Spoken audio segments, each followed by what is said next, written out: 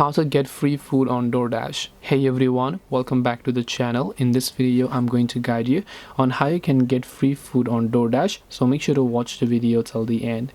Now, while DoorDash might not always give you completely free food, one thing that you can actually do is you can always watch out for current offers that they are providing. So when you go to the offers tab from the very top, DoorDash will give you most likely very much orders over here, so you can sign up actually for Dash Pass, by the way. So when you sign up for Dash Pass, you will get most likely some kind of dollars off of free delivery if your order is over $12, and you can also actually watch out and redeem your gift cards and so on. So if you have a gift card, you can go to payment methods, you can simply enter the gift card and then you don't have to pay for it aside from using your gift cards in this case as well.